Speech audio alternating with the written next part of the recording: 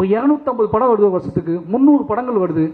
உங்களுக்கு கொண்டாட்டம், உங்களை குதூகலப்படுத்தக்கூடிய படங்கள் எவ்வளவோ வருது. இந்த ஒருத்தனை விட்டுருங்களேன், அவனை ஏன் போட்டு அவனையும் திருப்பி அந்த கூட்டத்தில் போய் தலை ட்ரை பண்ணுறீங்க? இனி விட்டுருங்க. நான் உங்களுக்கு பார்க்க பிடிக்கலான்னு பரவாயில்ல, தயவு செஞ்சு நான் உருவாக்கி கஷ்டப்பட்டு கற்றுக்கிட்ட என்னோட இவ்வளோ வாழ்வியல் அனுபவத்தை நீங்கள் முடிவு செய்ய முயற்சி பண்ணாதீங்க. கதாநாயகிகள் கருப்பாக இருக்க கதாநாயகிகளை ஏன் சூஸ் பண்ண மாட்டேங்க என்று கேட்டாங்க. நான் சொல்கிறேன், இது வரைக்கும் எந்த ஆர்டிஸ்ட்டுமே அவங்க இந்த கலரில் இருக்காங்க, இவங்க எவ்வளோ அழகாக இருக்காங்க, நாங்கள் எந்த ஆர்டிஸ்ட்டையும் பார்த்ததில்லை. நாங்கள் எல்லாருமே எப்படி சொல்கிறதுனா, நாங்கள் எல்லாருமே யார் இதுக்கு முழுசாக உழைப்ப போடுவாங்களோ, யார் நம்ம நம்புவாங்களோ அவங்க கூட தான் நான் வேலை செஞ்சுக்கிட்டே இருக்கேன். அவங்களுக்காக தான் நான் வேலை செஞ்சுக்கிட்டே இருக்கேன். இது ஒருவேளை அப்படி நிகழாமல் இருக்குன்னா அதை நிகழ்த்துவதற்கும் நாங்கள் ஆசைப்படுறோம். அதை அப்படியான ஒரு சினிமாக்குள்ளே அப்படியான சாத்தியக்கூறுகள் வரணும்னா அது எங்கள் மூலமாக தான் வரணும்னு நீங்கள் ஆசைப்பட்டீங்கன்னா அதுவும் நடக்கும். அதையும் நாங்கள் செய்வோம்னு நினைக்கிறேன்.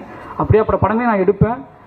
அது ஒருவேளை ஏன்னா உங்களுக்கு நல்லாவே தெரியும், சினிமா காம்ப்ரமைஸில் ஒரு இடத்துல இருக்குது. ஏன்னா முதலாளிகள் இருக்காங்க, பட்ஜெட் இருக்குது, பணம் இருக்குது, ஆடியன்ஸோட மனநிலை இருக்குது. இதுக்குள்ளே தான் எங்களோட தேவையை நாங்கள் பூர்த்தி பண்ணிக்கிட்டு இருக்கோம். அப்படியாப்பட்ட அந்த காம்ப்ரமைஸ்க்குள்ளே எங்களுக்கிட்டே இருக்குது. நான் அதை இல்லைன்னு சொல்லலை. அந்த காம்ப்ரமைஸை எப்படி சொல்கிறேன்னு தெரியாமல் நானும் பல மொழிகளில் சொல்கிறேன், பல பேர் சொல்கிறேன். திருப்பி அந்த கேள்வி எல்லா விஷயத்தையும் எங்ககிட்டே கேட்குறீங்களா?